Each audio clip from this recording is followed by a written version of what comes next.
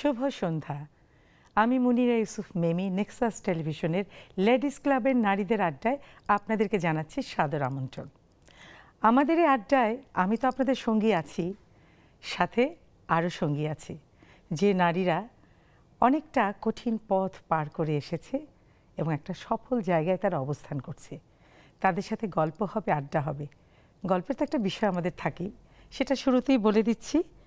খুঁজে পেয়েছি পথ। আসলে অনেক সময় আমাদের মনে হয় না যে একেবারে অন্ধকার, সামনে কিচ্ছু দেখতে পাই না, কোনো সুযোগ নেই, সময় নেই, কেউ নেই, একেবারেই অন্ধকার। কিন্তু বিশ্বাস করুন, তখনই কিন্তু মানুষ তার নিজের পথটা খুঁজে পায়। চলুন, সে কিভাবে পথ খুঁজে পেল আমার এই বন্ধুরা, আজকের এই উপস্থিত যে আমাদের নারী বন্ধুরা আছেন, তাদের কাছ থেকে জেনে নেই তারা কিভাবে হাল ছাড়েননি এবং তাদের পথটা তারা খুঁজে পেয়েছেন। পরিচয় করিয়ে দিচ্ছি তাদের সাথে। শুভ সন্ধ্যা। প্রথমে পরিচয় করিয়ে দিই, তারপর আমাদের গল্প হবে, আড্ডা হবে। আমি প্রথমেই পরিচয় করিয়ে দিচ্ছি মুর্শিদা আল নূর, শিক্ষক ও সমাজকর্মী। আপনি বলেছিলেন আপনি শিক্ষকতা করতেন, এখন প্রাক্তন। তো বলেছি শিক্ষকদের কোনো রিটায়ারমেন্ট নেই, শিক্ষকই। আপনাকে শুভ সন্ধ্যা, সাদর আমন্ত্রণ। ধন্যবাদ। এরপরে আছেন সঞ্জিদা শাহনাজ লিজা, সহকারী অধ্যাপক, বেগম তোফাজ্জল হোসেন মানিক মিয়া মহিলা কলেজ, বরিশাল। শুভ সন্ধ্যা। আমার প্রিয় শহর বরিশাল। এবং এখনই বলে ফেলি, আমি ভীষণ এক্সাইটেড এই জন্য যে এই যে লিজা আপা, ইনি আমার স্কুলের বড় বোন। খুব বেশি বড় বোন না, 2 বছরের। আমরা একসঙ্গে অনেক খেলাধুলা করেছি, সংগঠন করেছি, একত্রে মিলে পিকনিক করেছি। সেই স্মৃতিগুলো কিন্তু এখন সব মাথার মধ্যে একটু শুনি সেই স্মৃতি। আমরা রেড ক্রস করতাম, একটা নাটক করেছিলাম, তোমার মনে আছে কিনা? গাড়িতে করে আমরা যাচ্ছি, হ্যাঁ, ড্রাইভার ছিল, কিছু যাত্রী ছিল, আমি ছিলাম ফেরিওয়ালা, তুমি ছিলে ড্রাইভার।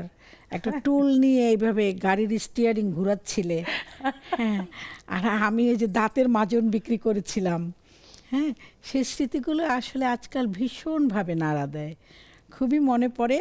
অনেক দিন পরে তোমার সঙ্গে দেখা হয়ে সেগুলো যেন আরও বেশি সামনে চলে আসছে, খুব ভালো লাগছে তোমাকে দেখে লিজা আপা। আরেকটা স্মৃতি, যে তোমার যিনি মা জননী পুতুল আপা আমাদের শিক্ষক ছিলেন, হ্যাঁ, সরাসরি শিক্ষক ছিলেন তিনি। আসলে স্মৃতি হাতটাতে ভীষণ ভালো লাগে। তো সেই তুমিও তো শিক্ষক হয়ে গেলে, সেই গল্পটা একটু শুনি। হ্যাঁ, আমি শিক্ষক হয়েছি, আমার এটা অনেকটা আমার মায়ের স্বপ্ন থেকেই। আমার মা তো স্কুলের টিচার ছিলেন, আমার মা স্বপ্ন দেখতেন আগে থেকেই আমি যেন কলেজের টিচার হই। আর আমার একটা স্বপ্ন আছে, আমার বড় মেয়েটাকে আমি বারবার বলছি তুমি মাস্টার্সটা বাইরে করে আসো, পিএইচডিটা করো, ও যেন ইউনিভার্সিটির টিচার হয়, তাহলে মানে শিক্ষকতার প্রত্যেকটা পর্যায়ে মানে আমাদের একটা পদচারণা থাকে। এজন্য আমার খুব ভালো লাগে, এটা একটা মহান পেশা। হ্যাঁ, একদমই মানুষ গড়ার কারিগর। জি। তো এই জন্য আমি এই পেশাটাকে, আমার আম্মার পছন্দেই এই পেশায় আমি এসেছি এবং নিজের ইচ্ছা, নিজের যোগ্যতায়। আচ্ছা, সেটা তো আবার সেই গল্পে মুর্শিদা আপা, অনেক বড় নাম, মুর্শিদা আপা বলি। তো আপনার শিক্ষকতার জীবনটা নিয়ে একটু বলুন, আপনার পরিচয়টা আপনি সুন্দর করে দিন, তারপরে বাকি গল্পে আমরা যাচ্ছি। আমি আসলে পড়াশোনা ঢাকা ইউনিভার্সিটিতে পড়াশোনা করতে করতে তো আমার বিয়ে হয়ে যায়, তো মাঝখানে একটা বিরতি হয়, তারপর আমার কন্যা সন্তান হয়। তো তারপরে একসময় মনে করলাম যে আমি শিক্ষকতা শুরু করব। আমি স্কুল দিয়ে শুরু করি, ছোট বাচ্চাদের পড়াতাম আমি, তো সেখান থেকে আমার শিক্ষকতা শুরু। এইখানে আমি একটা প্রশ্ন করি, এই যে থেমে গিয়েছিলেন, আবার শুরু করেছেন, এই যে থেমে যাওয়া, তখন কি আপনার মনে হয়েছে যে আমার আর ফিরে যাওয়ার পথ নেই? কিন্তু ফিরে এসেছি কিভাবে? সেই অনুপ্রেরণাকারী কে? মনোবল ছিল, বিশ্বাস ছিল, যে এই আত্মবিশ্বাসটাকে ধরেই আমি এগিয়ে যেতে পেরেছি। পাশাপাশি কেউ ছিল অনুপ্রেরণা দেওয়ার মতো? আচ্ছা, সেটাই। লিজা আপা, তোমাকে বলি যে তুমি এখন নিজেই শিক্ষক, তো কত স্টুডেন্টরা অলরেডি, আমরা তো একটা সার্টেন এজে চলে আসছি, তোমার স্টুডেন্টরাই তো কেউ কেউ কোনো ভালো জায়গায় আছে, সেটা তোমার কেমন লাগে? বা এরকম কোনো স্মৃতি আছে যে তুমি জানো না সে তোমার স্টুডেন্ট, কিন্তু একটা ভালো জায়গায় তার সাথে দেখা হয়ে গেছে? আমার অনেক স্টুডেন্ট বিভিন্ন জায়গায় আছে, কারণ আমার কর্মক্ষেত্রে আমার অবস্থান আজকে 27 বছর, চাকরির বয়স অলরেডি 27 পার হয়ে যাচ্ছে। এই 27 বছরের মধ্যে কত শত মেয়ে আমাদের কাছ থেকে বিদ্যা পাঠ শেষ করেছে। তো ব্যাংকে গেলে আমার স্টুডেন্ট পাই, আমি যখন ব্যাংকের কোনো কাজ করতে যাই স্টুডেন্ট পাই, স্কুল কলেজে যাই স্টুডেন্ট পাই, বোর্ডে যাই সেখানে স্টুডেন্ট পাই। তারা সবচেয়ে আলাদা করে একটু যত্ন করে নিশ্চয়ই। আলাদা করে একটু যত্ন করে। যে সোনালী ব্যাংকে আমাদের এক স্টুডেন্ট আছে, ওখানে এত ভিড় থাকে, সব সময় গেলে দেখি প্রচুর ভিড়, কিন্তু ও না আমার কাছ থেকে আমার কাগজপত্র নিয়ে কোথার থেকে দৌড়ে এসে সব কাজগুলো তাড়াতাড়ি করে দেয়। এই যে এখানে একটা একটা তৃপ্তি, একটা স্যাটিসফ্যাকশন, একটা ভালো লাগা, এটা আসলে অনেক সময় বলেও বোঝানো যায় না। তারপরে আরেক দিন হলো কি, বরিশাল বেতারে আমি একটা প্রোগ্রাম করতে গিয়েছি। সেখানে স্টুডিওতে যখন ঢুকলাম, ঢুকেই দেখি যে আমার স্টুডেন্ট, হ্যাঁ আমার স্টুডেন্ট ঘোষিকা আর কি। তো আমাকে দেখে কি যে করবে ম্যাম বলে চিৎকার। তারপরে অনুষ্ঠান শেষ করলাম। সেই মেয়েটা এখন করছে, আইন পেশায় আছে, ল করছে, এখন আর বেতারের সঙ্গে নেই। এরকম বিভিন্ন জায়গায় তোমার কাছে আমি গল্প খুঁজে শুনবো সেই পাই। স্টুডেন্ট যারা স্টাবলিশড আর এখনো তুমি স্টুডেন্টদেরকে পড়াচ্ছ, এই দুই প্রজন্মের পার্থক্যটা শুনবো।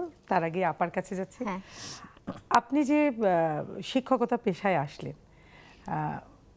একদমই এটি আপনার আপনার নিজের ইচ্ছায় না আপনার পরিবার? এবং আরেকটু প্রশ্ন জুড়ে দিই, এই যে আজকে যে আমাদের বিষয়টা খুঁজে পেয়েছি পথ, এই পথ খুঁজে পাওয়ার একটু গল্প আপনার কাছ থেকে আমি শুনতে চাই। আসলে আমার ইচ্ছা তো ছিল আমি একবারে পড়াশোনা শেষ করব, যেহেতু আগেই বিরতিটা হয়ে গেছে, তখন ভাবলাম যে ঠিক আছে, আমি এটাও আমার মানুষ হতে থাকবে এবং আমিও শিক্ষকতা দিয়ে শুরু করি। হ্যাঁ, পরে আরও হয়েছে ছেলে। আচ্ছা, তো আমি ওটা শুরু করলাম এবং এটা পড়তে পড়তে, আগে বলে নেই আমার হাজব্যান্ড কিন্তু শিক্ষকতা পেশায় আছেন। উনি একজন মেকানিক্যাল ইঞ্জিনিয়ার, বুয়েট থেকে পাশ করেছে, তো অ্যাম্বিশাস অবশ্যই। তো উনি হায়ার স্টাডিজের জন্য বাইরে গেছেন, সেই সূত্রেই আমারও বাইরে যেতে হয়েছে ওনার সাথে। বিরতিটা সেই দিক থেকে আর কি। তো তারপরে আপনাকে দিতে হয়েছে, কারণ এটা হ্যাঁ, এটা দিতেই হবে, যুক্তিসঙ্গত কারণ আছে। একদমই তাই। হ্যাঁ, যুক্তিসঙ্গত এবং কারণ যখনই আছে। সুযোগ আমি পেয়েছি তখন উনি আমাকে যথেষ্ট সাপোর্ট করেছেন, যার জন্য আমি পরবর্তীতে আরেক গ্র্যাজুয়েশন করলাম। যেহেতু শিক্ষকতায় ছিলাম, বিএড করলাম, একটা মাস্টার্স করলাম, তারপর আমি একটা স্কলারশিপ পেয়ে দেশের বাইরে গিয়ে আরেকটা মাস্টার্স করে এসেছি। কতদিন ছিলেন তখন? তখন 2 বছর। আপনি একাই আমি গিয়েছিলেন? একাই গিয়েছিলাম। মানে এই পথগুলো একটু মানে এত সহজ ছিল না, এত সহজ ছিল না, but he made it easy for me. এটাই কথা যে নিজের পরিশ্রম, নিজের ইচ্ছা শক্তিটা থাকলে একদম চারপাশটা যদি একটু সহজ করে দিতে পারে তাহলে তো কোনো। আরো একটা বিষয় যে সব তো অল পজিটিভ, আপনি ভালো কিছুর জন্য যাচ্ছেন। একদম হ্যাঁ, শুধু আপনার এটা এই যোগ্যতাটা আপনার নিজের তো প্রথম স্যাটিসফ্যাকশন, আপনার নিজের, সমাজ উপকৃত হচ্ছে, আপনার ফ্যামিলি উপকৃত হচ্ছে, আপনার বাচ্চারাও শিক্ষিত একজন মা পাচ্ছে, সেইটাই সবচেয়ে বড় পাওয়া, মানে ফেলে দেওয়ার না। রিজা আপা, তোমার কাছে চলে আসছি। এই প্রজন্মের পার্থক্যটা তোমার কাছে ঠিক, আমি কোশ্চেনটা এটা না যে এই প্রজন্ম ভালো না, এরা কিছু জানে না, সেটা না। অনেক অনেক পজিটিভ দিক আছে, অনেক অনেক ভালো দিক আছে, অনেক কিছুই আছে। আমার কাছে একটু বলো তো এই সচেতনতা তোমার সেই স্টাবলিশ স্টুডেন্ট আর এই এখনকার। আজকের যারা স্টুডেন্ট, এখনকার যে প্রজন্ম, আর আমি সেই 27 বছর আগের প্রজন্মের কথা বলছি, এই দুই প্রজন্মের মধ্যে কিছুটা গ্যাপ এত বয়স আছে। হয়ে গেছে, বয়সটা আসলে বয়সটাকে মানে একটা নির্দিষ্ট ফ্রেমের মধ্যে তো বন্দি করা যায় না। হ্যাঁ, তো আসল হলো মানুষের মনের বয়সটা আগের, আমাদের মনের বয়সটা আগের জায়গায় আছে। হ্যাঁ, যদিও বয়স অনেক হয়ে গেছে। যাই হোক, এখন এই যে দুই প্রজন্মের মধ্যে যে একটা ডিফারেন্স, এই ডিফারেন্সটা মূলত এখনকার যে আমার স্টুডেন্ট ওরা অনেক বেশি স্মার্ট। হ্যাঁ, আর আগের স্টুডেন্টরা এতটা একদম মানসিকভাবেই। আর এখন ধরো প্রযুক্তিগত যে উন্নয়ন ঘটেছে আমাদের সমাজে, সে কারণেও তারা হয়েছে। যেমন আগে একটি স্টুডেন্ট টিচার্স রুমের পাশে দাঁড়িয়ে থাকতো যে ম্যাডাম কখন একটু বের হবে, ম্যাডামকে একটু আমার এই সমস্যাটা আছে এটা একটু বুঝবো, একটু জিজ্ঞেস করব।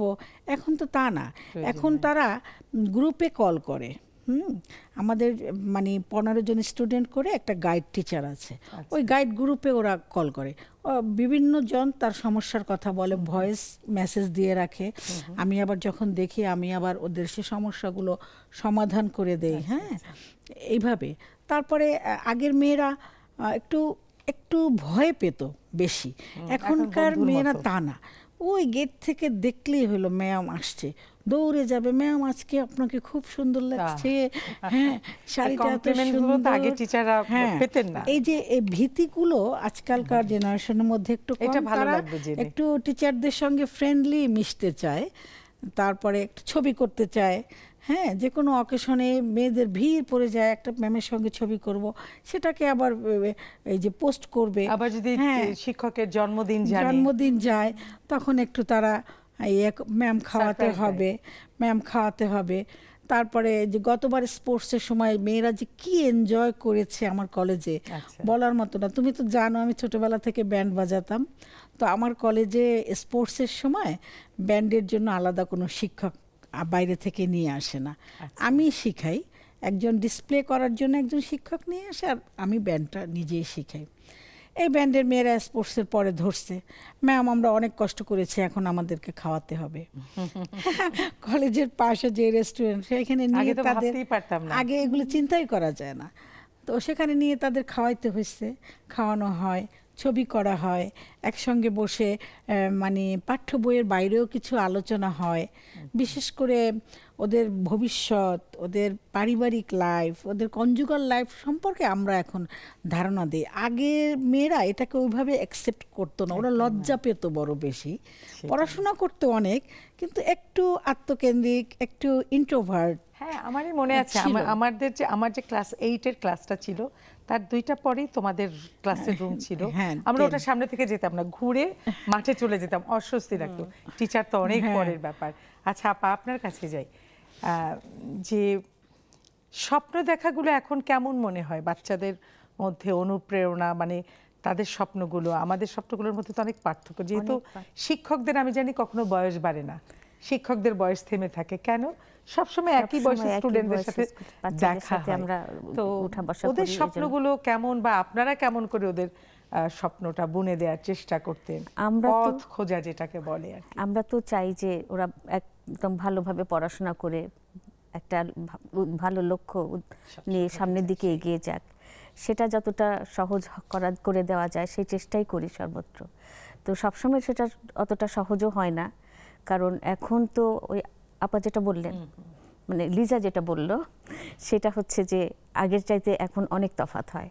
আগের চাইতে ওরা অনেক বেশি ফ্রেন্ডলি, অনেক বেশি স্মার্ট, অনেক বেশি কি বলবো অ্যাডভান্স, এটা টেকনোলজি বলেন, আর অ্যাডজাস্ট করাটা একটা বিরাট ব্যাপার, মন মানসিকতা। তো সেক্ষেত্রে আমরা চেষ্টা করি যে স্বাভাবিকভাবে একটা উদ্দেশ্য, বেশ কয়েকটা উদ্দেশ্য সামনে নিয়ে মানুষ এগিয়ে যায়, কিন্তু লক্ষ্য একটাই থাকবে, সেই লক্ষ্যে পৌঁছানোটাই হবে সবচেয়ে মূল উদ্দেশ্য। একদম সত্যি কথা। একটা ছোট্ট বিরতিতে যাচ্ছি, ফিরে এসে আবার গল্প হবে, আড্ডা হবে। গল্প অনেক, শিক্ষক এবং ছাত্রছাত্রী, এই সম্পর্কটা যেমন অসাধারণ হতে পারে, আবার না বুঝলে, বোঝাপড়া না হলে একেবারে বিপরীত একটা কিছু হতে পারে। দায়িত্বটা কার? দায়িত্ব সবারই, তবে শিক্ষকের দায়িত্বই হয়তো সবার আগে, তারও আগে দায়িত্ব হচ্ছে পরিবারের। আসছি ঘুরে ফিরে এই গল্প নিয়েই, থাকুন আপনারা আমাদের সাথে, খুব শীঘ্রই ফিরছি একটু বিরতির পরেই। লেডিস ক্লাবের নারীদের আড্ডায়, অসাধারণ আড্ডা। শিক্ষকরা একসময় ছাত্র ছিলেন, আবার এখন তারা শিক্ষক হয়েছেন। তাদেরকে বলা হয় মানুষ গড়ার কারিগর। আসলে কি আমরা মানুষ গড়ার কারিগর এখনো প্রকৃত কি পাচ্ছি সবসময়? মানুষ কি গড়া হচ্ছে এই ভবিষ্যৎ প্রজন্ম?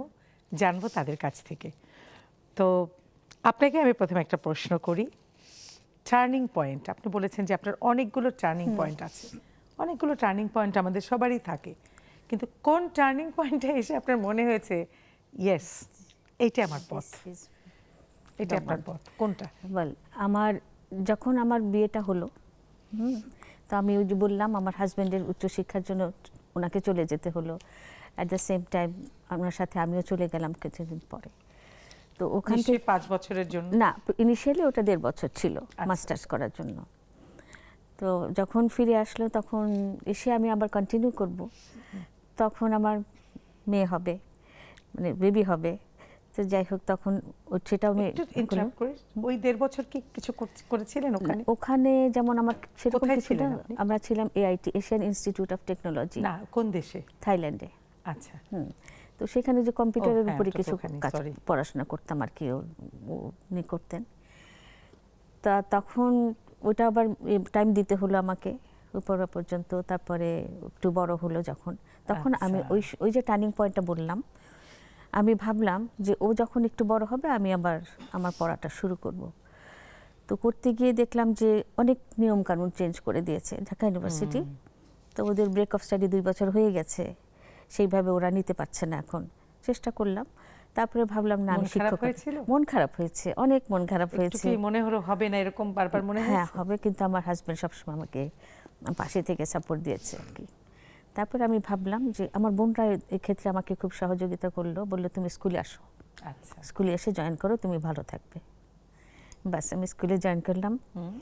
তো মেয়েটাও তখন 2.5 বছর। তো স্কুলে বাচ্চাদের সাথে কাজ করতে আমার খুব ভালো লাগতো, আমি বাচ্চাদের পছন্দ করি। তো কাজ করতে করতে মেয়েটা যখন 3+ হয়ে গেল ওকে ভর্তি করে দিলাম। বাহ। তো ওকে নিয়ে আমি যাই, আমি স্কুলে ওদের পড়াই, বাচ্চাদের পড়াই, ওকেও পড়াই। তো এটা করতে করতে আবার ওর বাবার বাইরে যাওয়ার সময় হয়ে গেলো, তখন ওই যে 5 বছর, 4 বা 5 বছরের জন্য। তো তখন এর মধ্যে আমার মেয়ে প্লে গ্রুপ শেষ করলো, আচ্ছা। নার্সারিতে উঠলো, আমাদেরও যাওয়ার সময় হয়ে একই গেল। দেশে? না, ইউকেতে, তখন কেমব্রিজ ইউনিভার্সিটিতে। আচ্ছা। তারপর আমরা চলে গেলাম ওখানে। আমার প্রিন্সিপাল আমাকে খুব পছন্দ করতেন, ভালোবাসতেন। তো বললো যে তুমি আমার ভালো টিচারদের মধ্যে একজন, আমি তোমাকে খুব পছন্দ করি। তো শেষ হয়ে যখন চলে আসবে তখন তুমি আবার এসো, আচ্ছা। মিসেস জিবা আলী। আমি বললাম যে ঠিক আছে। তারপরে ওখানে গেলাম, ওখানে গিয়ে মেয়েকে স্কুলে ভর্তি করে দিলাম। তো ওই সব দেশে বাস করার জন্য তো একজনের স্কলারশিপ ইজ নট ইনাফ, যথেষ্ট একদমই না। না। তখন ওকে ভর্তি করে দিয়ে আমি আমার জবের জন্য চেষ্টা করলাম, এবং আই ওয়াজ লাকি এনাফ যে আমি একটা গভর্নমেন্ট জব পেয়ে গেলাম। বাহ। তো আর ওখানে আবার একটা ব্যাপার আছে, বয়সের ব্যাপারটা নাই। বয়সের ব্যাপারটা নাই। তখন আপনার হ্যাঁ। বয়স এত ছিল না, কিন্তু না। তারপরও ওই দেশে কোনো রিটায়ারমেন্ট কোনো এজ নাই, কিছু নাই। যতক্ষণ শক্তি থাকে সেটা জয়েনিং এর কোনো ততক্ষণ কাজ করতে পারি। তো ভালো লাগলো। তারপরে আমি করলাম, জয়েন করলাম। বাচ্চাটা স্কুলে যায়, ওর বাবা ল্যাবে যায় কাজ করতে, আমি অফিসে চলে যাই, এবং বাহ। 7টা 5টা এরকম আর কি। তো এইভাবে আমাদের দিন চলতে লাগলো। তার মানে আপনার এনার্জিটা থাকলো আর কি, যে আরো কাজ করার এনার্জিটা থাকলো, Practice টা কোয়াইট থাকলো। ইন্সপায়ারিং যে আমি ওদের সাপোর্ট পেয়েছি, সেই। বাচ্চাটাও সাপোর্ট করতো, এবং ওর বয়স অনুযায়ী অবশ্যই, আর বাবা তো করতোই সবসময়। তারপরে একটা পর্যায়ে গিয়ে দেখা গেল যে আমি আবার, আমার মেয়ের খুব শখ ছিল একটা ভাই বোন চাই, একা একা সবাই কাউকে না কাউকে নিয়ে খেলাধুলা করে, ওর কোনো সিবলিংস নেই। তো যাই হোক আমাদের আবার শুরু হলো। তো আমি যে অফিসে কাজ করতাম ওরাও আমার জন্য অনেকগুলো খুব- মেয়েদের অনেক, যা হয় একদম একটার পর একটা টার্নিং পয়েন্ট, একটার পর একটা হচ্ছে আর কি। তো সেখানেও আমি সাকসেসফুল, কারণ আমার সহযোগী যারা ছিল, আমার কলিগরা যারা ছিল, সবই তো বিদেশি আর কি, সবাই আমাকে খুব ভালোবাসতো, তারা ভীষণ মানবিক। সাপোর্ট করতো খুবই। তো সেটা করতে করতে আমার একটা ছেলে হলো ওখানে। আচ্ছা। এদিকে আমার হাজবেন্ডের পড়াশোনাও এগিয়ে চললো। তো ভালোভাবে সব কিছু হলো, উনি শেষ করলেন, তারপরে নিয়ে আমরা দেশে ফিরে আসলাম। এই যে একটা সাপোর্টের ব্যাপারটা, যেটা মনে হলো যে গল্পটা, ওনার জীবনের গল্পটা থেমে যেতে পারতো, তাই না লিজা আপা? এটা থেমে থাকে না। হ্যাঁ, বা হয়তো 2 বাচ্চার মাই হতো। তো হয় কি যে এই যে সাপোর্ট করলেন ওনার হাজবেন্ড, যে খুব অনেক সময় helpful। স্যাক্রিফাইস করে, অনেক তখন সময় সেই করে না। স্যাক্রিফাইসটা মনে রাখতে হয়। সবাই পায় না সেটা, সবাই আমি পায় সেই জন্য না, বলছি সেটা আপনি বারে বারে lucky, যে আমি খুব ভীষণ লাকি। lucky। আরেকটা কথা বলি, হ্যাঁ, sure। আমি ওখানে আবার পড়াশোনারও চেষ্টা করেছিলাম, এবং আমি এনলিস্টেড হয়েছিলাম একটা কোর্স করার জন্য। সেটা আবার আমার সাবজেক্ট যেটা ছিল ঢাকা ইউনিভার্সিটিতে, আচ্ছা। সাইকোলজি। তো ওখানে আমি ডেভেলপমেন্ট সাইকোলজিতে একটা কোর্সের লাস্ট ছিল অফারটা, একটাই মাত্র ছিল। তা আমি ওটা পেলাম, তা আমি স্টার্ট করলাম ওইটাতে রেজিস্ট্রেশন করে, সব কিছুই চলছিল। কিন্তু আনফর্চুনেটলি আমি পরীক্ষাটা দিতে পারলাম না, তখন আমার ছেলে ডেলিভারি ডেট আর ওইটা কাছে একসাথে বুঝতে পেরেছি। কোইনসাইড করলো।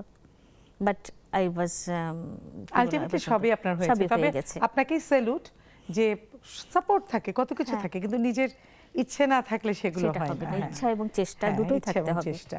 তো লিজা আপা, তোমাকে যে প্রশ্নটা করতে চাচ্ছি সেটা হচ্ছে যে নারীদের যতই যা বলো, সোনার চামচ মুখে নিয়ে জন্মালেও একজন নারীর নারী। অনেক যুদ্ধ আছে, যেগুলো এই যে ওনার টার্নিং পয়েন্ট, দুটো সন্তান এলো, ভালো, খুবই ভালো, কিন্তু এই সন্তান আশা থেকে জন্ম তারপর বড় করা, অনেক এটা একটা লম্বা জার্নি মেয়েদের জন্য। আবার চাকরি তো তোমার এরকম মনে হয়েছে যে এইসব বাধা বিপত্তি অনেক ছিল, কিন্তু সেভাবে কিভাবে তুমি ওভারকাম করলে আর এই যে সুন্দর একটা পথ খুঁজে পেলে? আমার আসলে শিক্ষা জীবন বা অধ্যয়নকালে খুব একটা বাধা বিপত্তি হয় নাই। বিয়ের পরে একটু যেটা হয়েছে সেটা হলো বেবি হওয়ার পরে। বিয়ের পরে আমার শাশুড়ি খুব ভালো মানুষ ছিলেন। আমি যখন প্রথম এখন যে কলেজটাতে জব করি ওটা ইন্টারভিউ দিতে যাচ্ছি, আমার শাশুড়িকে বলে গেলাম, মা আমি যাই, আপনি দোয়া করেন আমার জন্য। বলে তোমার চাকরি হবেই।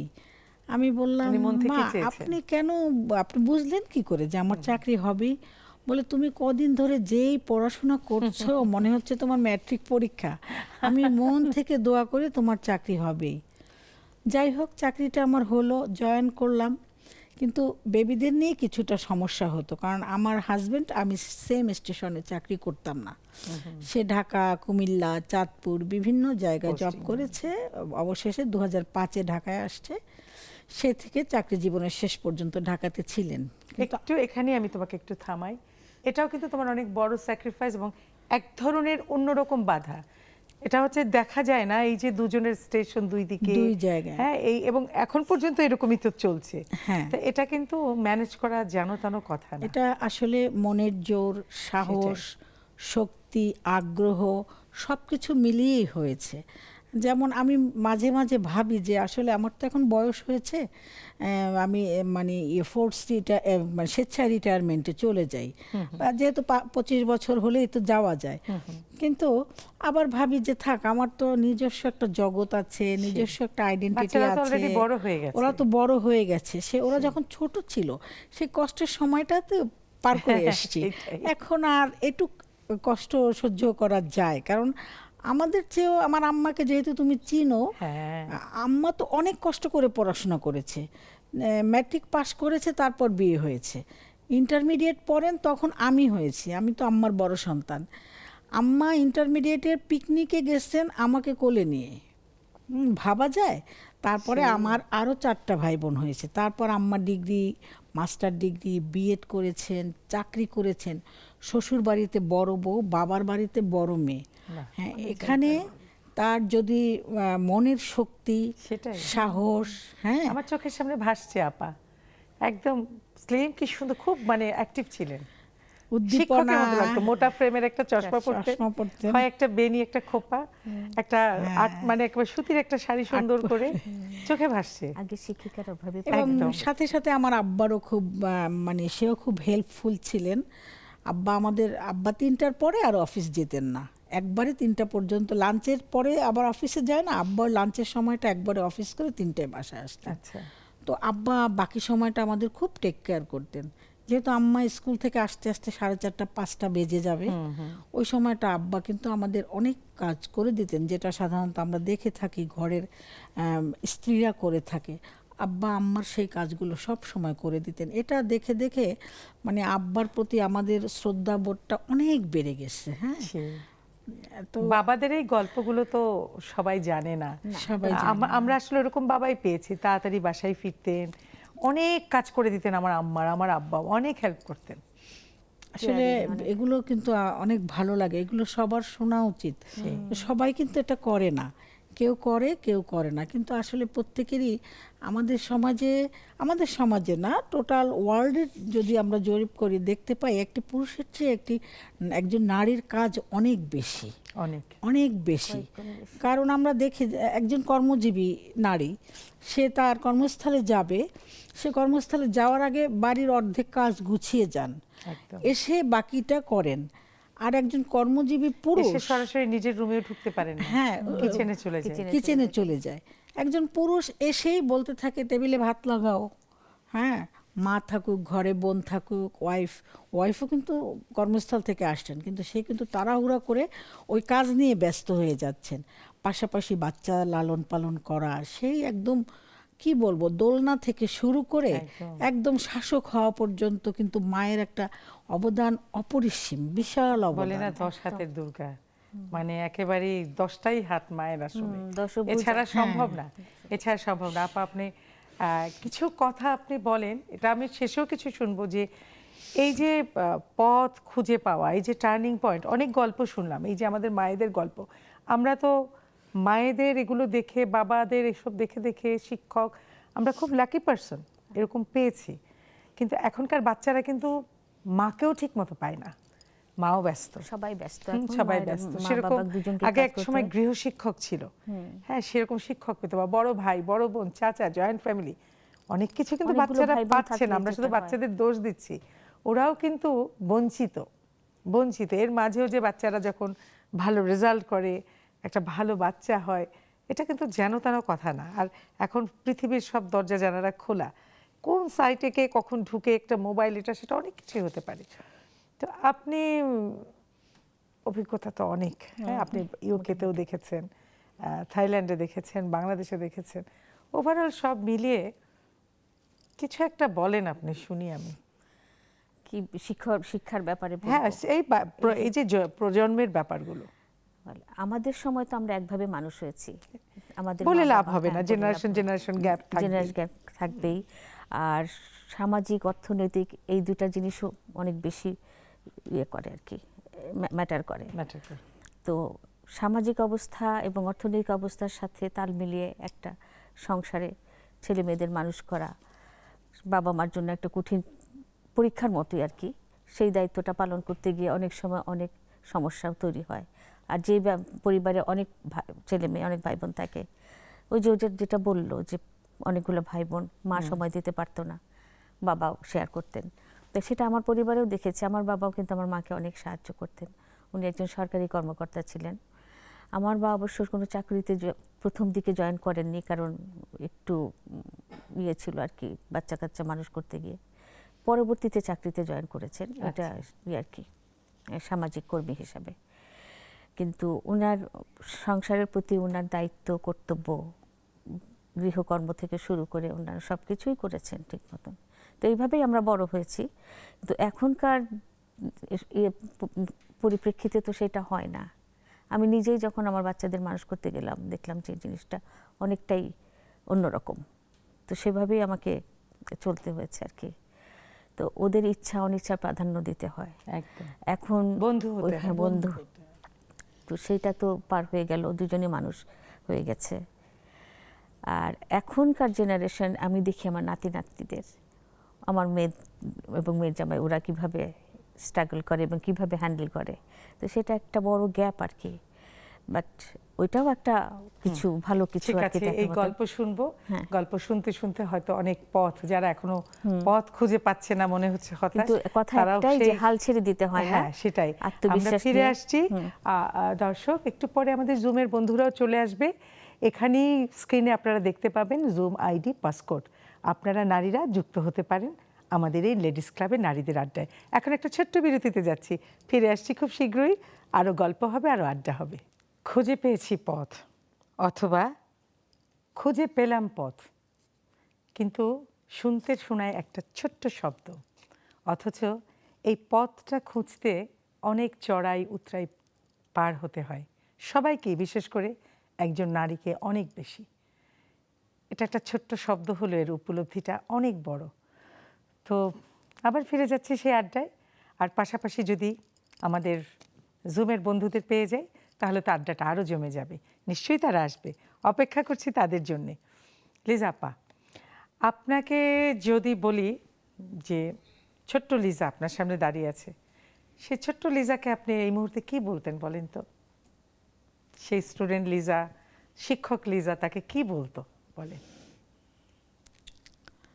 স্টুডেন্ট শিক্ষকের প্রথম কনভারসেশন তো সালাম দিয়ে, হ্যাঁ, আচ্ছা, তারপরে কুশল বিনিময়, তারপরে না উপলব্ধিটা। উপলব্ধিটা, মানে আমি ছোট লিজা থাকলে হ্যাঁ, কি আপনি একজন সেই করতাম, লিজাকে এখন কি বলতেন? সেই লিজাকে আমি এখন কি বলতেন? সেই শিক্ষক লিজার কোনো হিসেবে, ভুল ছিল, ভালো হ্যাঁ, দিক ছিল, থ্যাঙ্কস দেয়া বা লিজার সমালোচনা করা হ্যাঁ। বা লিজার কি করা উচিত ছিল না উচিত ছিল, এরকম 2-3টা শব্দ একটু শুনতে চাই। সেই লিজাকে কি লিজাকে বলবেন আমি আপনি? শিক্ষক লিজা হিসাবে বলতে চাই যে তার যে প্রচেষ্টা ছিল সেই প্রচেষ্টাটুকু যদি আর একটু শানিত করা যেত, আরও একটু ধার দেয়া যেত, তাহলে বোধহয় তার স্বপ্নটা আরও বেশি পূরণ হতো। হয়তো স্বপ্ন যতটুকু ছিল সবটুকু কিন্তু পূরণ হয়নি। কারণ প্রত্যেক নারীর মধ্যেই কিন্তু ছোট ছোট অনেক স্বপ্ন থাকে। হ্যাঁ, তো নানা বাধা বিপত্তি প্রতিবন্ধকতার মাঝে থাকবেই। সেগুলো কিন্তু না থাকলে স্বপ্ন পূরণও হয় না। সবগুলো কিন্তু পথ খুঁজে পায় না। সেই। কিছু কিছু স্বপ্ন পথ খুঁজে পায়, কিছু কিছু স্বপ্ন পায় না। তো এই যে পায় না, এই না পাওয়ার পিছনে কিছু প্রতিবন্ধকতা প্রতিকূলতা থাকে। এই প্রতিকূলতাগুলো হচ্ছে আসলে সামাজিক প্রতিকূলতা, পারিবারিক কিছু প্রতিকূলতা থাকে, অর্থনৈতিক দৃষ্টিভঙ্গি, হ্যাঁ, সবকিছুই অর্থনৈতিক জড়িত। প্রতিকূলতা, মন মানসিকতা, সামাজিক প্রতিকূলতার মধ্যে যদি আমরা ইনসিকিউর ফিল করি, আমরা নারীরা বিশেষ করে অনেক ক্ষেত্রেই নারীরা কিন্তু ইনসিকিউর ফিল করে। একদম। এই যে যথাযথ নিরাপত্তা না পেলে সে কিন্তু যে কাজটি করার জন্য উদ্যমী হয়ে এগিয়ে এসেছে সেটা হয়তো সেভাবে অনেক সময় করতে পারছে না। সিকিউরিটির অভাব। বৈষম্য আছে, একজন পুরুষ একজন নারীর মধ্যে বৈষম্য আছে, পড়াশোনার ক্ষেত্রেও জবের ক্ষেত্রেও। একটি ফ্যামিলি হাজব্যান্ড ওয়াইফ দুজনই ডাক্তার, ঠিক আছে, তারা যখন মেডিকেল কলেজ থেকে বাসায় ফিরে তখন তার পরিবার ওই হাজব্যান্ডকে পড়াশোনা করার জন্য উচ্চতর ডিগ্রি নেয়ার জন্য সব রকম সহযোগিতা করে। কিন্তু অনেক ডাক্তার মেয়ে আছে, সবাই না, অনেক ডাক্তার মেয়ে আছে যাদের এমবিবিএসের পরই তার লেখাপড়া শেষ হয়ে যায়। উচ্চতর ডিগ্রির জন্য যে ধরনের যত পড়াশোনা করতে হয়, অনেক বেশি পড়াশোনা করতে হয়, সে কিন্তু সে সাপোর্টটা পরিবার থেকে পায় না। এখানে কিন্তু একটা বৈষম্য হচ্ছে। দুজনেই কিন্তু ডাক্তার, কিন্তু এই যে পারিবারিক যে একটা বৈষম্য বা শিক্ষা বিস্তারের ক্ষেত্রে যে একটা একটা জায়গায় এসে বাধাপ্রাপ্ত হওয়া, হ্যাঁ, তো সেখানে দেখা যায় যে ওই ডাক্তার নারীর যে স্বপ্ন, সেই স্বপ্নটা কিন্তু একটু হলো খর্ব হয়েছে। একটু না, অনেকই। অনেকটাই আরো একটা খর্ব বিষয় হয়েছে। লিজা আপা, যে মনে করো একই জায়গায় দুজনের জুমের বন্ধুরা চলে আসছে, তাদের সাথে গল্পে যাবো। ছোট্ট একটা কথা বলি যে একই জায়গায় দুজনের অবস্থান কাজের ক্ষেত্রে, কিন্তু বাসায় কোনো বাচ্চা অসুস্থ হলে বা নানা কারণে ছুটি সেই নারী নিতে উনি হয়। নেয়। তাও অনেক সময় ভাবে যে ঠিক আছে মা হিসেবে, তো নানা কারণে তার যদি পোস্টিং বাইরে হয় বা বিদেশের সেমিনার পড়লো এটা পড়লো, সেক্ষেত্রেও কিন্তু বৈষম্য অনেক সময় দেখা যায়। তবে এগুলো আমরা অনেকটা কাটিয়ে উঠেছি, আশা করি ভবিষ্যতে থাকবে না। তো যাচ্ছি জুমে, আমাদের বন্ধুরা চলে এসেছে। ইস, কতদিন পর সবার সাথে দেখা। কেমন আছেন আপনারা? শুভ সন্ধ্যা। প্রথমে নাহিদা আপার সাথে কথা বলছি। নাহিদা নেলি আপা, কেমন আছেন? আজকের বিষয়টা তো জানেন। ওয়ালাইকুম আসসালাম। খুঁজে পেয়েছি পথ, বলুন। আসসালামু আলাইকুম আপু, সবাইকে শুভ সন্ধ্যা। আসলে আমরা বিশেষ করে মেয়েদেরকে পথ খুঁজে বের হওয়ার প্রথম উপায় হচ্ছে আমাদের শিক্ষা। আমাদের যদি পথটা খুঁজে বের করতে হয় তাহলে অবশ্যই আমাদের মেয়েদেরকে শিক্ষিত হতে হবে, স্বাধীন হতে হবে। তো ওই পথটা আমাদের খুব সুন্দরভাবে মসৃণ ভাবে আমাদের খুব খুব গুছিয়ে আমাদের যদি আমরা এগিয়ে যেতে পারি তাহলে হয়তো আমরা পথটা খুঁজে পাবো। আর সেদিক থেকে একটা হচ্ছে পরিবারের একটা সাপোর্ট। ওই সাপোর্টটাও খুব দরকার পথ খুঁজে পাওয়ার জন্য। যদি পরিবারের সবার কাছ থেকে, আশেপাশে সবার কাছ থেকে যদি সাপোর্টটা পাওয়া যায় তাহলে অবশ্যই আমরা পথ খুঁজে পেতে আমাদের কোনো সমস্যা হবে না। তো পথ একদমই। খুঁজে পেতে হলে আমাদের নিজেদেরই আসলে মানে একচিত্তে এগিয়ে যেতে হবে। আমাদের ডিটারমিনেশন যেন একই হয়ে আমরা এগিয়ে যেতে হবে, তাহলে আমাদের পথ খুঁজে পাবো। খুবই ভালো বলেছেন, ধন্যবাদ। অনেক ধন্যবাদ। ভালো থাকবেন। তরু আপা কেমন আছেন? শুভ সন্ধ্যা। শুভ সন্ধ্যা আপা, আলহামদুলিল্লাহ ভালো আছি। আপনি ভালো আছেন? আলহামদুলিল্লাহ, আপনার মিষ্টি হাসি দেখেই তো আমি গলে গেলাম। বলুন আপনার কথা। খুঁজে পেয়েছি পথ। পথ খুঁজে পেয়েছেন তো, নাকি এখনো আপা খুঁজছেন? না আপা, অনেকটাই পাওয়ার মতো। আসলে আপা, পথ খুঁজে পেয়েছি এটা যদি কেউ বলে যে আমি সমস্যা পেয়েছি, তাহলে একটা ভুল কথা। আসলে প্রত্যেকটা মানুষেরই জীবনে কিন্তু একটা গন্তব্য থাকে, আর সেই গন্তব্যে যেতে হলে তাকে অনেকটা পরিশ্রম করতে হয়, সংগ্রাম করতে হয়, আত্মবিশ্বাস থাকতে হয়, তারপরে কিন্তু সে আকাঙ্ক্ষিত তার গন্তব্যটা সে পায়। তো আমি বলবো যে আমি যে আজকে এই পর্যায়ে আছি, আসলে আমাকে অনেক সংগ্রাম করতে হয়েছে। আমাকে অনেক কি বলবো যে ত্যাগ তিতিক্ষা আমাকে সহ্য করতে হয়েছে, আজকে এই পথে এসেছি। আলহামদুলিল্লাহ এখন ভালো আছি। মনে হয় যে হ্যাঁ, আমি আমার কিছুটা হলেও আমি আমার কাঙ্ক্ষিত গণতন্ত্রে ভীষণ আছি। ভালো লাগলো শুনে ধন্যবাদ যে আপা। আপনি ভালো আছেন এবং আপনার মিষ্টি হাসি বলে দিল আপনি ভালো আছেন। ভালো থাকুন, আবার গল্প হবে, আড্ডা হবে। পরমা, আপনাকে বলছি, কি বলবো, আপা বলবো না কি বলবো, ভীষণ ভালো লাগছে আপনাকে।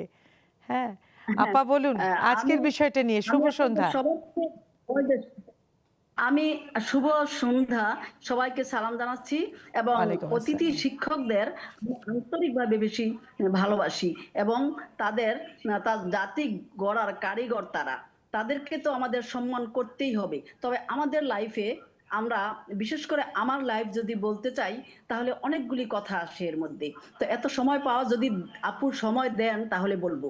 আপা একটু সময়টা আমি কম আছে, ছোট করে বললে একটু ভালো হয়, আরেকদিন শুনবো। ক্লাস 10-এ পড়ার সময় আমার যে কোনো একটা অসুবিধা হয়ে পড়ে আমার পরিবারে, আর্থিক সংকট হয়ে পড়ে, তখন আমার পড়াশোনা বন্ধ হয়ে যায় এবং বিয়ে হয়ে যায়, বিয়ে দিয়ে দেয়। কিন্তু আমি এমন এক পরিবারে, রক্ষণশীল পরিবারে গেলাম, ওখানে পড়াশোনা করা যাবে না, বাইরে যাওয়া যাবে না, কিচ্ছু না, আমাকে সব বন্দি খাঁচার মধ্যে থাকতে হবে।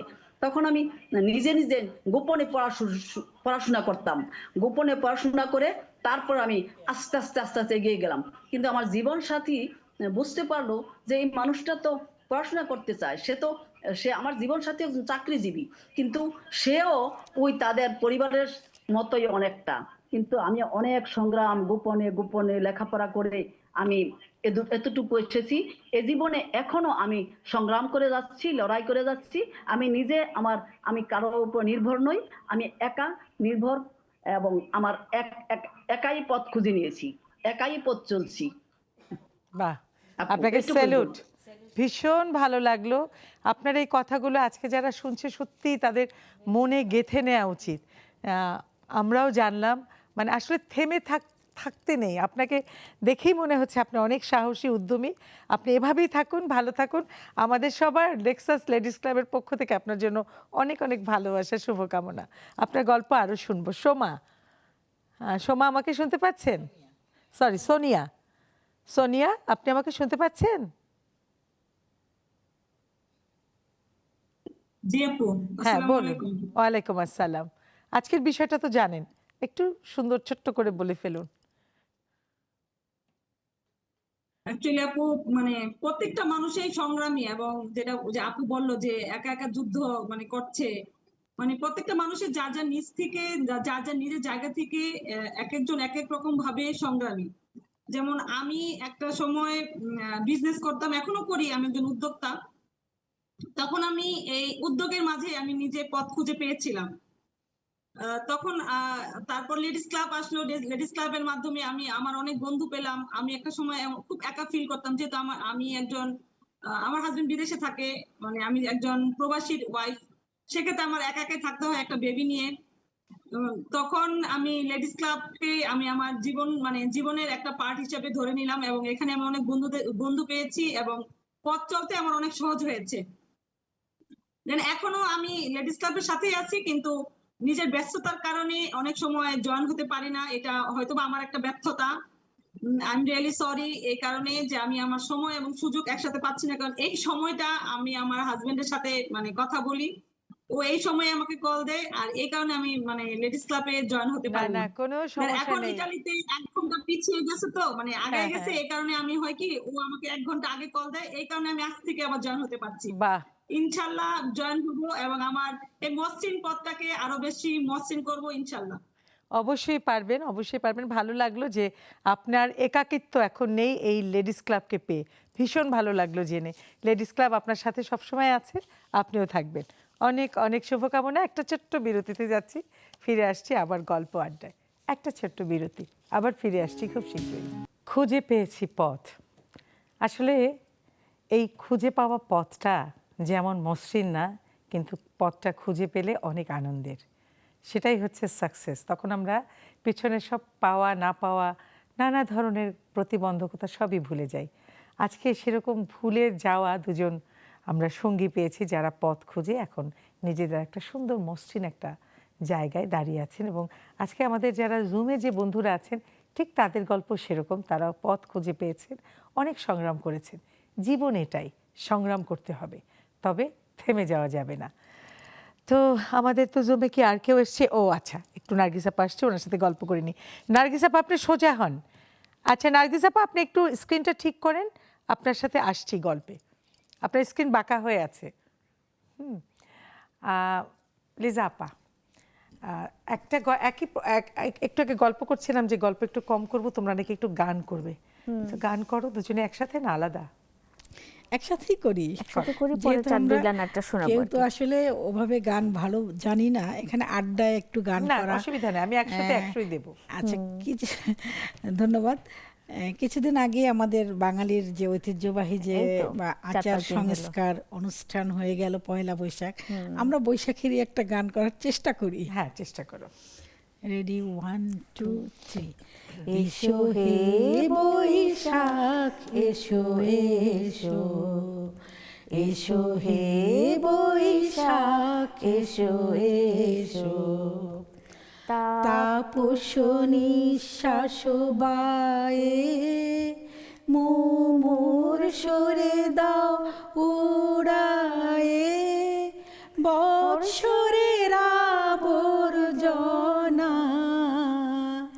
দূর হয়ে যাক যাক যাক, এসো এসো, এসো হে বৈশাখ এসো এসো। মুছে যাক গ্লানি ঘুচে যাক জরা, অশ্রু স্নানে শুচি হোক ধরা। মুছে যাক গ্লানি ঘুচে যাক জরা, অগ্নি স্নানে শুচি হোক ধরা। রসের আবেশ রাশি শুষ্ক করে দাও আসি, আনো আনো আনো তব প্রলয়ের শাখানো, আনো আনো তব প্রলয়ের শাখ মায়ার গুচ্ছটি যাক দূরে যাক যাক যাক, এসো এসো। অনেক ভালো হয়েছে, অনেক ভালো হয়েছে, চেষ্টাটা মোটেই খারাপ হয়নি এবং ভালোই মুখস্থ আছে, শিক্ষক মানুষ তো এই জন্য। এখনো মুখস্থর ব্যাপারটা আছে। আমার ওই দুই লাইনের একটা ওইটা শোনাই তাহলে। একটু গল্প করে আসি, আচ্ছা, আমাদের দুজন বাকি আছে, হ্যাঁ, ঠিক ওনারাও তালি দিয়েছেন। ধন্যবাদ, thank you. আচ্ছা আর নার্গিস আপা, নার্গিস আপা শুভ নববর্ষ। সবাইকে আসলে শুভ নববর্ষ বলছি, কারণ নববর্ষের পরে দেখা। বলুন আপনার কথা। খুঁজে পেয়েছি পথ, আসসালামু পেয়েছেন? ওয়ালাইকুম আসসালাম। হ্যাঁ, আসলেও অনেকদিন পর বসা, তারপর আপনার সাথে অনেকদিন পর দেখা, তারপর মানে খুবই ভালো লাগা। নববর্ষ তো অবশ্যই একটা এখন আমার একটা ইয়ে হয়েছে, আর খুঁজে পাওয়া, নিজেকে খুঁজে পাওয়া, মানে কি বলবো, প্রতিদিন নিজেকে খুঁজে পাচ্ছি। এটা ভালো বলেছেন। প্রতিদিন নিজেকে যেমন শিখতে, নিজেকে ওইভাবেই খুব ভালো লাগে। আর সবার জন্য শুভকামনা। ধন্যবাদ। আসসালামু আলাইকুম। ওয়ালাইকুম আসসালাম। মমি আপা কেমন আছেন? শুনতে পাচ্ছেন? শুভ নববর্ষ আপু, অনেকদিন পর নববর্ষ। দেখা হলো, অনেক ভালো লাগছে আপু। আজকের গল্প, আজকের বিষয়টা নিয়ে একটু বলুন। প্রতিদিনই তো আমরা আপু নতুন করে নিজেকে খুঁজে পাই, আর নেক্সাস লেডিস ক্লাবের জুম আড্ডা আমাদের জন্য নারীদের এমন একটা প্ল্যাটফর্ম যেখানে প্রতিনিয়ত আমরা নতুন ভাবে, নতুন আঙ্গিকে সবকিছু নতুন ভাবে নিজের মতো করে খুঁজে পাই। সেই জন্য তো আপু এই যে দেখা যাচ্ছে আর 7টা বাজতে আর মাত্র কয়েক মিনিট আছে, তারপরেও তো ঘড়ি করে যে আড্ডা দিতে বসে গেলাম, যে অনেকদিন পরে আমাদের প্রিয় মুখ মিমি আপু বসবে, একটু আড্ডা দিব, নতুন ভাবে পাবো। এই তো সবকিছু মিলেই সুন্দর একটি সময় কাটাচ্ছি, অনেক ভালো লাগে আপু। অনেক অনেক সবাইকে ধন্যবাদ, অনেক অনেক শুভকামনা, ভালো থাকবেন। তো আমরা তো একেবারেই শেষের দিকে চলে এসেছি। আপা আপনি বলেছেন 4 লাইন গান শোনাতে চান, ঠিক আছে 4 শোনাই লাইন গান তাহলে তো? শুনি। হ্যাঁ হাতে আমাদের সময় খুব সোনার কম। পালঙ্কের ঘরে লিখে রেখেছিলেম দ্বারে, যাও পাখি বলো তারে, সে যেন ভোলে না মোরে। সুখে থেকো ভালো থেকো, মনে রেখো এই আমারে। আর কি বাইবো? আর কয়েক মিনিট পাবেন? আচ্ছা, শোনান আরো 4 লাইন। সুখে থেকো ভালো থেকো, মনে রেখো এই আমারে। বুকের ভেতর নোনা ব্যথা, চোখে আমার ঝরে কথা, এপার ওপার তোলপার একা, যাও বন্ধু বলো তারে, সে যেন ভোলে না মোরে। সুখে থেকো ভালো থেকো, মনে রেখো এই আমারে। বাহ, অসাধারণ গান। গানটা কিছু গান, কিছু কবিতা যখন ভালো লাগে মনে হয় কি এটা আচ্ছা আমারই কথা, আমারই কথা। নিজের কথা, এরকমই আপন আপন লাগে। একদম শেষের দিকে তো লিজা আপা বলো, মানে এই যে পথ খোঁজা, অনেকে কিন্তু হতাশ হয়ে যায় আজকাল, ভীষণ অল্পতে ডিপ্রেশনে চলে যায়, নানা ডিসিশন নেয়, ছেড়ে দেয়, অন্যরকম একটা অস্থিরতা কাজ করে আসলে নানা কারণে। এর মাঝেও পথ খোঁজা বা এই অস্থিরতা থেকে নিজেকে একটু দূরে রেখে আড়াল করে নিজেকে ভালোবাসা, সেই ব্যাপারটা একটু ছোট করে দর্শকের উদ্দেশ্যে বলো। আসলে এই যে নানা রকম অস্থিরতার কথা যে বললে, এখানে মানুষের জীবনে চলার পথে ব্যর্থতা আসতে পারে, হতাশা আসতে পারে, কিন্তু ব্যর্থতা আসলে আমার পথটাকে থামিয়ে দেওয়া যাবে না, চলতে হবে। একবার হোঁচট খেয়ে মানুষ পড়তে পারে, কিন্তু তাকে উঠে আবার ঘুরে দাঁড়াতে হবে। বাচ্চারা যেভাবে হাঁটা শেখে, আবার তাকে ঘুরে দাঁড়াতে হবে। এবং এই ঘুরে দাঁড়াতে হলে বিশেষ করে নারী সমাজের যে সবচেয়ে মানে মজবুত ভিত্তিটা, সেটা হচ্ছে নিজের জ্ঞান অর্জন, নিজের শিক্ষা বিস্তারটাকে আরও প্রসারিত করা। তাতে করে তার ভিতরের যে নিজেকে চেনার যে শক্তিটা, সেটা বহুগুণ বেড়ে যাবে। নিজের আত্ম উপলব্ধি, তারপরে তোমার কি বলবো আত্মপ্রেরণা, আত্মবিশ্বাস, সবকিছু বহুগুণে এবং নিজেকে বেড়ে যাবে। ভালোবাসা, নিজেকে সম্মান নিজেকে করা। ভালোবাসা, নিজেকে সম্মান করা, এগুলো অবশ্যই করতে হবে। এখান থেকে পিছিয়ে ফেরার আর কোনো পথ নেই। আসলে আপা দেখেন, এগুলো আসলে বই পড়ে না, সব অভিজ্ঞতায়। আমাকে- যে কথাগুলো লিজা আপা বললেন, এগুলো কিন্তু আস্তে আস্তে তৈরি হয়। তো আপনি একটু বলেন। ওই যে আমাকে এগিয়ে যেতেই হবে। আপনি 21 বছর পর পড়াশোনা শুরু করেছিলেন, করেছিলাম। এটা কিন্তু একটা বিশাল হ্যাঁ, ব্যাপার। সেখানে 5 আমাকে- বছর গ্যাপ হলেই পড়াশোনা করা যায় না। আমাকে একটু কঠিন পথের মধ্যে দিয়ে যেতে হয়েছে, পরীক্ষার মধ্যে দিয়ে যেতে হয়েছে, বাট আমি পেরেছি। কারণ আমার আশেপাশে যারা ছিল তারা সবাই আমাকে সহযোগিতা করেছে। শুধু পড়াশোনা না, ওই সময় আমি জবেও ছিলাম, চাকরিও করতাম, তারপর সংসারও দেখতাম। সবটা করে আমি রাতের বেলা নিজের পড়াশোনা নিয়ে বসতাম। এবং যদি আমার মনে না থাকে, সেজন্য আমি 1 লাইন পড়তাম, 2 লাইন লিখতাম। বাহ। এইভাবে। নারীদের মধ্যে যদি এই মনোবলটা থাকে যে আমি কারো ছায়ায় নয়, আমি নিজেই একটি পরিপূর্ণ সত্তা, তাহলে কিন্তু তাদেরকে কেউ ধরে রাখতে হ্যাঁ, পারে না। অনেকের আছে যে অবলা হতে পছন্দ করে। হ্যাঁ, তো ঠিক আছে, অনেক গল্প হলো, আড্ডা হলো। ভালো থাকবেন আমার জুমের বন্ধুরা, আবার দেখা হবে, গল্প হবে। মানে গল্প তো শেষ হচ্ছে না, গল্প শেষ অনেক নেই। অনেক শুভকামনা। আমাদের অনেক কষ্ট করে এসেছেন, অনেক ভালো লাগলো, লেগেছে, আপনাকে অনেক কিছু ধন্যবাদ। শিখলাম, আমিও জানলাম। ধন্যবাদ তোমাকেও, অনেক ধন্যবাদ, অনেক শুভকামনা। আবার দেখা হবে। শুভকামনা রইল, নববর্ষের শুভেচ্ছা রইল আবার নতুন করে। যেতে যেতে ছোট্ট একটা কবিতাই পড়তে পড়তে চলে যাই। তবে যাবার আগে একটা কথা, এই যে খুঁজে পেয়েছি পথ, এটা আসলে এর পেছনে অনেক গল্প, এটা গল্প বললেও ভুল হবে। অনেক পাওয়া না পাওয়া, কষ্ট, অনেক কিছুই আছে। আমরাও যিনি সমৃদ্ধ হলাম যে পথটা কিভাবে খুঁজে পেতে হয়। ভালো থাকবেন, সুস্থ থাকবেন, সুন্দর থাকবেন। আবার সামনে দেখা হবে অন্য আরো অনেক গল্প আড্ডা নিয়ে। যেতে যেতে একটা ছোট্ট কবিতা।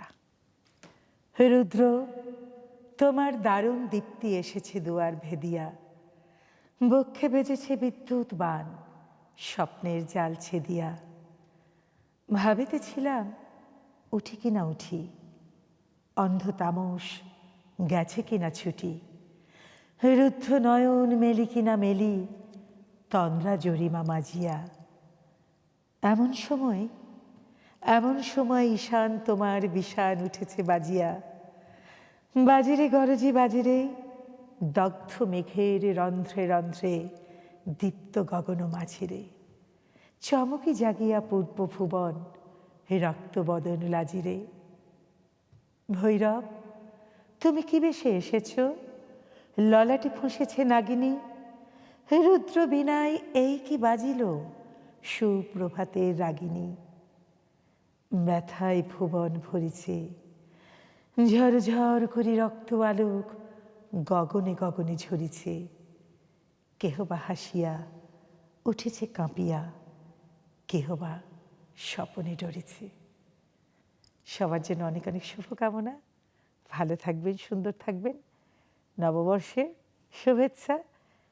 বৈশাখটা সুন্দর করে কাটুক, তার পরের বছর কাটুক, বছরের পর বছর আপনারা ভালো থাকুন, সুস্থ থাকুন।